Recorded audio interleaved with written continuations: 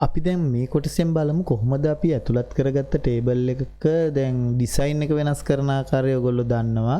ඒකට දැන් අවශ්‍ය විදිහට කලර් සෙට් කරන්න, ටේබල් එකම ඩිසයින් කරන්න, නැත්නම් සෙල් එකෙන් සෙල් එකට ඩිසයින් කරන්න, රෝ එකෙන් රෝ එකට ඩිසයින් කරන්න, කොලම් එකෙන් කොලම් එකට ඩිසයින් කරන්න විදි දන්නවා. ඔයගොල්ලෝ අවශ්‍ය විදිහට මේ දේවල් භාවිතා කරන. දැන් අපි මේ කොටසෙන් බලන්නේ කොහොමද ටේබල් එකක එලිමන්ට්ස් ඇඩ් කරන්නේ.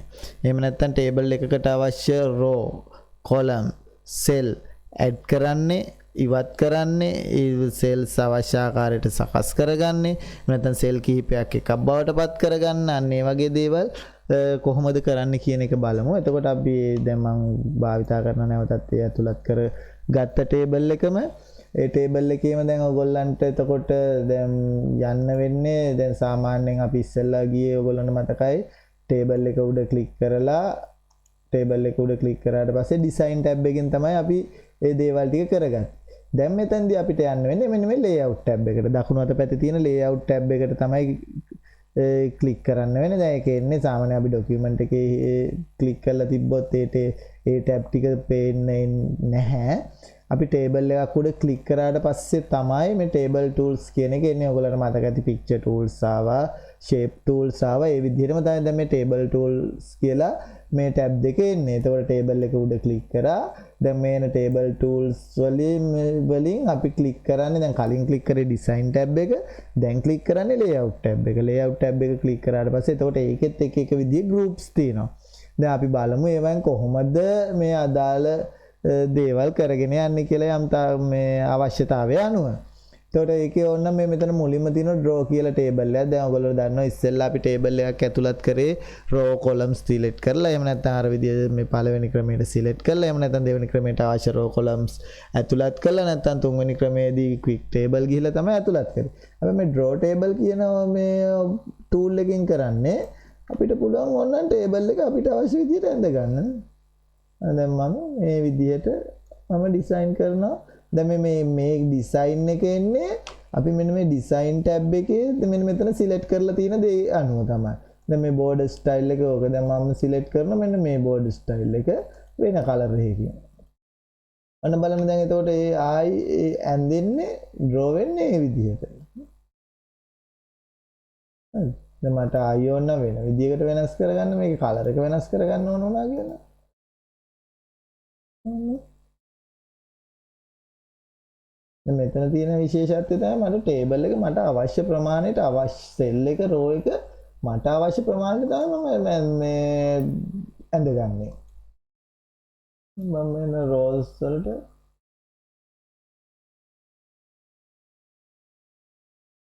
මේ වගේ රෝ එක නම් බොහොම සමාන්තර වැඳෙන්නේ කොලම් එක වගේ අපිට අවශ්‍ය ප්‍රමාණ වලින් ගන්න බෑ. රෝ එක ඉක්වල් සයිස් එකෙන් තමයි මේක තව වෙනස් කරන සෙටින්ග්ස් තියෙනවා. දැන් අපිට කොලම් එක නම් අවශ්‍ය ආකාරයට ඇඩ් කරගන්න පුළුවන් සයිසස් වල. ඔන්න ඔය විදිහට අපිට ඕන ටේබල් එක draw table ගිහිල්ලා අපිට අවශ්‍ය විදිහට draw කරගන්නත් පුළුවන්. එතකොට ඒකේ ඩිසයින් එක අර මම කලින් කොටසින් කියලා දුන්නා වගේ මෙන්න මේ borders group එක ඇතුලේ තියෙන විදිහට වෙනස් කරාම ඒක මෙතනට apply වෙනවා draw tool එකට. එතකොට ඒකේ කොටස මොනවා හරි මකන්න ඕන නම් ඔයාලට මේ draw කියන group එක ඇතුලේම තියෙන eraser tool එක භාවිතා කරලා මෙතන මකන්න ඕන ඒක කරන්න පුළුවන්. දැන් මේ ටිකම මකන්න ඕන delete කරන්න ඕන ඒ විදිහට delete කරලා දාන්න පුළුවන්. දැන් delete කරලා ඔන්න ඔයගොල්ලෝ මේ border එක මේ විදිහට ඇඳගෙන යන්නත් පුළුවන්. දැන් ආයි මේ විදිහට මේක select කරගන්න ඕන. layout tab එකේ draw table ගිහිල්ලා දැන් මම draw කරොත් එන්නේ තියෙන design එක. ඒතකොට මම මෙතනින් වෙනස් කරගන්න ඕන ගිහිල්ලා දැන් size එක වැඩි කරගන්න ඕන මොකද්ද තිබ්බේ කියන එක බලලා ඒක නෙවෙයි මම ඇඳපු බෝඩර් එකට අදාළව තියෙන්නේ.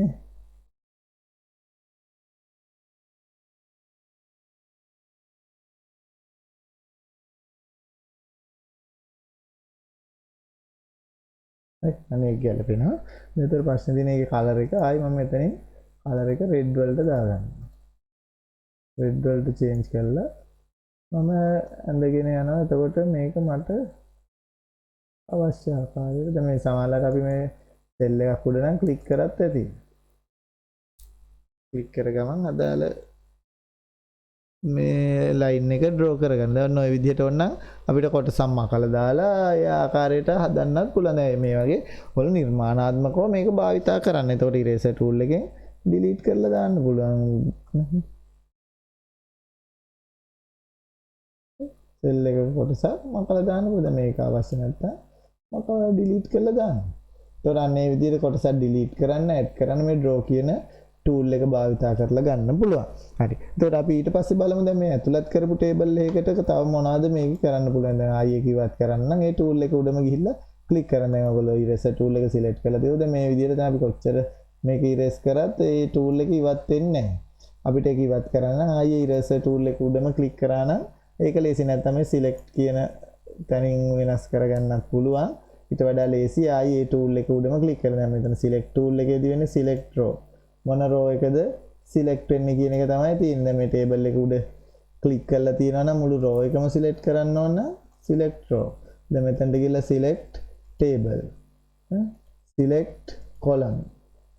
දැන් මෙතන මුළු ටේබල් එකම සිලෙක්ට් වෙලා තියෙනවා. දැන් මෙතන ක්ලික් කරලා තියනවා නම් සිලෙක්ට් කොලම්. ඒ විදිහට සිලෙක්ට් කරගන්නත් පුළුවන්.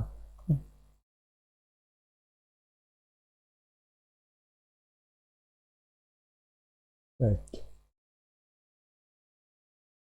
දැන් එතකොට මෙන්න මේ සිලෙක්ට් කරපු ටේබල් එකේ අපි බලමු කොහොමද රෝ එකක් කොලම් එකක් ඇඩ් කරන්න කියන්නේ. දැන් ඔයගොල්ලෝ දන්නවා මේ තියෙන්නේ රෝ එකක්. මේ තියෙන්නේ කොලම් එකක්. එතකොට දැන් අපිට අවශ්‍ය නම් රෝ එකක් කොලම් එකක් ඇඩ් කරගන්නේ කොහොමද කියන එක මෙතෙන්දී බලමු. දැන් මට ඕන දැන් අපිට මේකේ data මුකුත් enter කරලා නැති නිසා තමයි ප්‍රශ්නේ. right. දැන් මෙන්න මෙතෙන්ට අපිට මේ 64 point C කියන එක තැනට පහලට රෝ එකක් ඇඩ් කරගන්න ඕනේ. එතකොට දැන් ඔයගොල්ලෝ දන්න point C කියන එකට පහලටයි රෝ එකක් ඇඩ් කරගන්න ඕනේ. එහෙම නැත්නම් ඔක අනිත් පැත්තට කියනවා D point D කියන කොල් රෝ එකට උඩට තමයි. අන්නේ විදිහට අපි ටාගට් කරන්න ඕන කොතනටද අපිට අවශ්‍ය රෝ එක හරි කොලම් එක හරි ඇඩ් වෙන්න ඕන කියලා. දැන් මෙතෙන්දී ඇඩ් කරන්න වෙන්නේ මට රෝ එකක්. දැන් point D කියන රෝ එකට උඩට තමයි මම ඇඩ් කරන්න හදන්නේ. එහෙම නැත්නම් C කියන point C කියන රෝ එකට පල්ලෙහාට. දැන් මට ඔන්න ඔය තැන් දෙකකින් එකකට මට ඕන C කියන රෝ එකට පහලට හෝ D කියන කොලම් C කියන point C කියන රෝ එකට පහලට හෝ point D කියන රෝ එකට ඉහළට තමයි මේ රෝ එකක් ඇඩ් කරගන්න ඕන. ඒ මොකද මම ඒක එහෙම කිව්වේ අපි රෝ එක ඇඩ් කරන්න ගියාම අපි තීරණය කරන්න ඕනේ ඒක අපි ක්ලික් කරපු කරන්ට් සෙල් එකට උඩින්ද පහළින්ද කියන එක අවශ්‍ය නිසා. right. මම එන කොලම් මේ කියන්නේ රෝ point C කියන සෙල් එක ඇතුලේ ක්ලික් කරලා යනවා. එතකොට මට රෝ එකක් ඇඩ් වෙන්න ඕනේ ඊට පහළට. එහෙමනම් කරන්න තියෙන ඉස්සෙල්ලාම දැන් මම ආයි මුලින් ඉඳන් ගියොත් C point C කියන සෙල් එකේ ක්ලික් කරනවා. ක්ලික් කරලා layout tab එකට ගිහිල්ලා මෙන්න මේ row and columns කියලා group එකක් තියෙනවා. දැන් ඒකේ තියෙනවා insert above, insert below, insert left, insert right. insert above, insert below කියන්නේ rows. insert left, insert right කියන්නේ columns. අනේ දැන් මම ආවේ row එකක් insert කරන්න. row එක insert කරන්න ආවේ මෙන්න මේ point C කියන cell එකට පහළට තමයි row එක add වෙන්න. එහෙනම් මම යන්න ඕනේ insert below. insert below click කර ගමන් ඔයගොල්ලෝ දැක්ක නේද මේ C එකයි D එකයි අතරට row එකක් add වුණා. දැන් මම insert above කියන එකත් ඔයගොල්ලන්ට තේරුම් කරන්න ඕන නම් දැන් මම point B කියන cell එකේ click කරලා තිනවා. දැන් ඉස්සෙල්ලා click කරාම ඔයගොල්ලන්ට මතකයිද මෙතන තියලා click කරාම පහළට ආවේ. ඔන්න දැන් මම එතනම තියලා ඕනනම් click කරා නම් insert below click කරන නිසා පහළට ආවා. insert above click කරා නම් ඒ අදාළ සෙල් එකට ඉහළට තමයි රෝ එක ඇඩ් වෙන්නේ. දැන් ඔයගොල්ලන්ට පේනවනේ එතකොට දැන් මේ data එහාට වෙනස් වෙලා අදාළ රෝ එක ඇඩ් වුණා. දැන් ඔන්න ආයි මම ක්ලික් කරොත් ඔන්න මම point C කියන සෙල් එකේ තමයි ක්ලික් කරලා තියෙන්නේ. ඒ සෙල් එක ක්ලික් කරලා දැන් මම යනවා layout tab එකේ row and columns කියන group එකට. ඒකේ තියෙනවා මම කිව්වා ඔයගොල්ලන්ට insert above, insert below කියලා දෙකක් tools දෙකක් තියෙනවා. insert left, insert right කියලා tools දෙක. insert above, insert below කියන tool වලින් වෙන්නේ add වෙන්නේ rows. insert left, insert right කියන tool වලින් add වෙන්නේ columns. දැන් මට ඕන row එකක් add කරන්න මම click කරලා තියෙන point C කියන cell එක උඩ. එතකොට මට අවශ්‍යයි නම් පහළට add වෙන්න මම click කරන්නේ insert below. දැන් මට අවශ්‍යයි නම් මේ සෙල් එකට ඉහළට එකක් ඇඩ් කරන්න මම ක්ලික් කරන්නේ insert above. right? එතකොට ඒක row and columns වලට.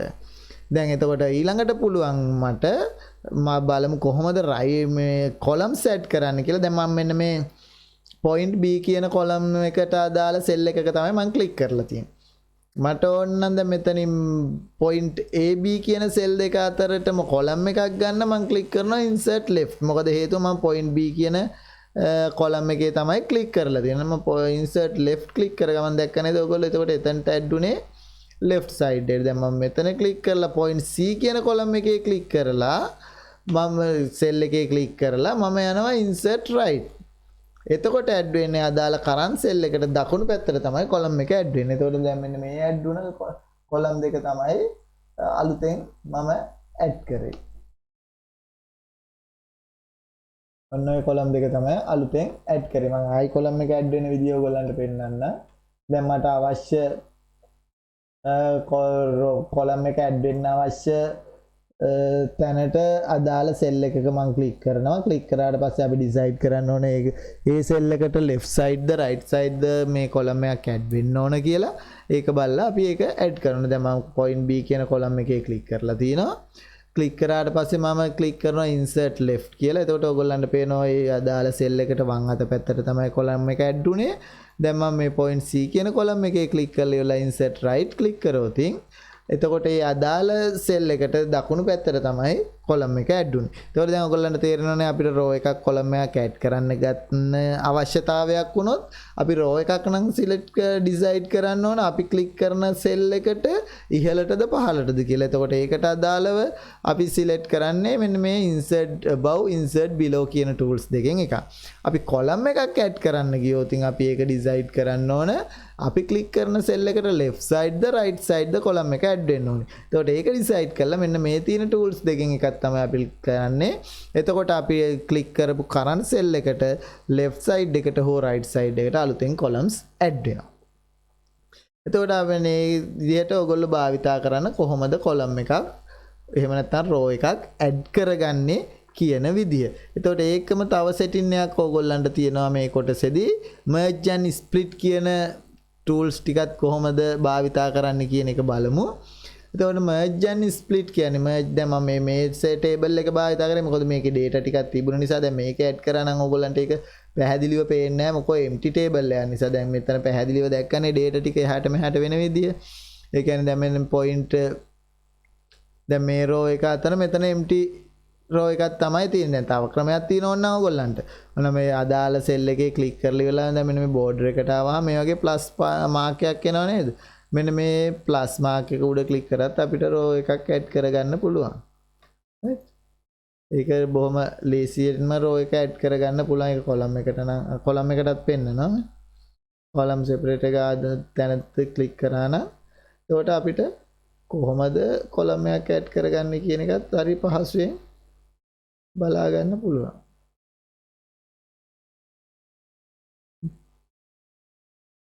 ඒ විදිහට අපිට ඕන නම් මේ ෂෝට්කට් එක විදිහට එතනින් ඇඩ් කරගන්නත් පුළුවන්. බොහොම පහසුවෙන් මෙනු එකට යන්න කිසිම අවශ්‍යතාවයක් නැහැ. ඉතින් ඒ හැමදේම දැනගෙන ඉන්න.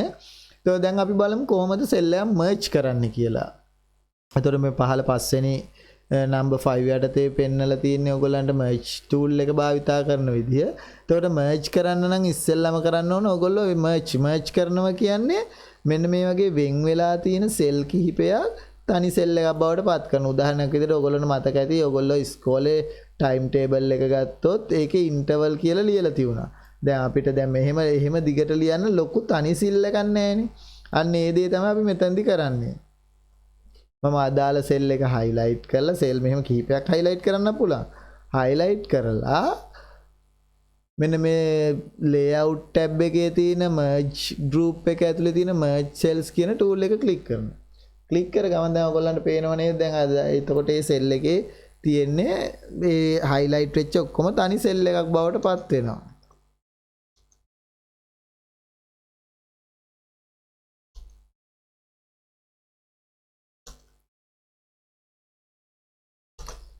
ඔන්න ඔය විදිහට තමයි ටයිප් වෙන්නේ. දැන් ඒතකොට ආවම ටයිප් වෙච්ච එක ඔයගොල්ලන්ට ඕනම් පුළුවන් ඉතින් alignment භාවිතා කරලා මේක එහාට මෙහාට අවශ්‍ය විදිහට සකස් කරගන්නත් පුළුවන්. දැන් ඔය විදිහට highlight කරලා අදාළ cell එක මේ alignment කියලා tool එකක් තියෙනවා මෙතනින්. ඔයාලට කැමති ආකාරයකට කැමති විදිහකට භාවිතා කරගන්න පුළුවන්. ඒකට මේ විදිහට text table එකක තියෙන content එක align කරන්නත් පුළුවන්. layout tab එකේ තියෙන alignment tool එක භාවිතා කරලා. දැන් එතකොට merge කියන එක ඔයගොල්ලන්ට පැහැදිලි ඇති. merge කියන්නේ cell දෙකක් හෝ ඊට වැඩි ගණනක් අපිට තනි cell එකක් බවට පත් කිරීම. දැන් මම මෙතන cell දෙකක් highlight කරලා layout tab එකේ merge tool එක click කරා නම් එතකොට ඔයගොල්ලන්ට පේනවා ඇති දැන් මෙතන මැද තිබ්බ separate එක ඉවත් වුණා. දැන් මම මෙන්න මේ cell දෙකත් cell හතරම highlight කරලා මම දැන් cell හතරක් highlight කරා. ඔක merge කරපු ගමන් වෙන්නේ ඒ cell හතර තනි cell එකක් බවට පත් වෙනවා. දැක්කනේ? දැන් ඔන්ට පුළුවන් ඔන්න මට මෙන්න මේ cell දෙකත් highlight කරලා ඒකත් merge කරලා තනි cell එකක් බවට පත් කරගන්න. ඒතර merge කියන එකෙන් වෙන්නේ වෙන්වෙන්ව තියෙන cell කිහිපයක් තනි cell එකක් බවට පත් කරනවා. ඒක කරන්නේ අදාළ cell ටික highlight කියන්නේ merge වෙන්න අවශ්‍ය cell ටික highlight කරලා layout tab එකේ merge group එක ඇතුලේ තියෙන merge cells කියන tool එක click කරනවා. එතකොට ඒ අදාළ cell කිහිපෙම තනි cell එකක් බවට පත් වෙනවා. ඕකේ opposite එක තමයි split එක. ස්ප්ලිට් කරනවා කියන්නේ දැන් මේ තනි සෙල් එකක් සෙල් කිහිපයක් බවට පත් කරන එක. ඒ කියන්නේ උදාහරණයක් විදිහට දැන් ඔයගොල්ලන්ට පේන දැන් මම මෙතන සෙල් 6ක් තමයි තනි සෙල් එකක් බවට පත් කරලා තින්නේ. දැන් මම මේක 4කට බෙදා ගන්න ඕන. මේක මම කරන්නේ අදාළ සෙල් එක සිලෙක්ට් කරලා ස්ප්ලිට් සෙල්ස් යනවා. ස්ප්ලිට් සෙල්ස් ගියාට පස්සේ මගෙන් අහනවා කොලම්ස් කීයක් ඕනද රෝස් කීයක් ඕනද. දැන් මට මේක 4කට නම් බෙදන්න ඕන. මම දෙනවා කොලම්ස් 2යි rows 2යි දීලා columns 2යි rows 2යි දීලා okay කරා නම් the number must be divided තුනකට බෙදන්න ඕනලු අනිවාර්යයෙන් rows අන්න ආයි මට තිබ්බ විදියටම තමයි ආවේ. දැන් මෙන්න මේ සෙල් එක මට බෙදන්න ඕන කියලා බලන්න. split cell ගියා columns තුනකට divide කළා okay. තනි සෙල් එක කොටස් තුනකට බෙදෙන. දැන් රෝස් වලට බෙදන්න කිව්වොත් මේක පොයින්ට වඩා පොඩ්ඩක් වෙනස් වෙනවා.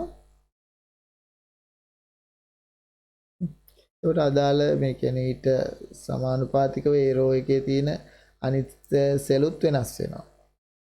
නිසා බොහෝ දුරට අපි එහෙම බෙදා ගන්න භාවිතා කරන්නේ නැහැ. දැන් ගොඩක් දුරට මෙහෙම තනි තියෙන සෙල් එකක් තමයි ඒ විදිහට වෙනස් කරන්නේ. දැන් මට ඕන මෙන්න මේ සෙල් එක දෙකට බෙදන්න ඕන නම් split cells කියලා number of columns කියන එක 2 දීලා okay කරනවා. එතකොට දැන් මේ තියෙන එක cell එකක් මේ තියෙන්නේ තව cell එකක්. ඒ විදිහට එතකොට අපිට වෙන්වෙන්ව තියෙන cell කිහිපයක් highlight කරලා තනි එකකට අරගෙන cells කරන්න පුළුවන්. එහෙම නැත්නම් තනි cell එකක් split cells කරලා cells කිහිපයකට බෙදන්නත් පුළුවන්. එතකොට මේ commands ටික ඔයගොල්ලෝ හොඳට මතක තියාගන්න. මොකද අපි draw කරන්නේ කොහොමද table එකක්. එතකොට ඒක number 3 යටතේ මම පල්ලෙහා ඔයගොල්ලන්ට යන්න ඕන steps ටික දීලා ඇති. එතකොට number 4 යටතේ ඇති row and columns එහෙම නැත්නම් අපිට row එකක් column එකක් add කරගන්නේ කොහොමද කියන එක. එතකොට ඔයගොල්ලෝ දන්නවා අදාළ cell එක උඩ click කරලා insert above below කියන එකට ගියා නම් අහු ගමන් ඔය insert above insert below එන්නේ අනිවාර්යෙන් row එකක්. insert left insert right යන්නේ අනිවාර්යෙන්ම column එකක් කියන එක මතක තියාගන්න. එතකොට පස්වෙනි කමාන්ඩ් එකෙන් ඔයගොල්ලන්ට තියෙන merge tool එකයි split tool එකයි කොහොමද භාවිතා කරන්න කියන එක. එතකොට merge කරනවා කියන්නේ වෙන් table එකක වෙන්වෙන්ව තියෙන cell කිහිපයක් තනි cell එකක් බවට පත් කරන එක තමයි merge කරනවා කියන්නේ. split කරනවා කියන්නේ තනිව තියෙන cell එකක් කොටස් කිහිපයකට වෙන් කරන. එතකොට මතක තියාගන්න ඔක මොනවා කරන්නත් අපි අදාළ කොටස highlight කරලා එහෙම නැත්නම් click කරලා තියෙන්න ඕනේ table එක ඇතුලේ. ඒ කියන්නේ table එකේ row එකක් column එකක් insert කරනවා නම් ඒකට අදාළ cell එක හෝ row එක column එක අපි click කරලා ගිහිල්ලා තමයි above the insert above insert below insert left insert right කියන commands දෙන්නේ.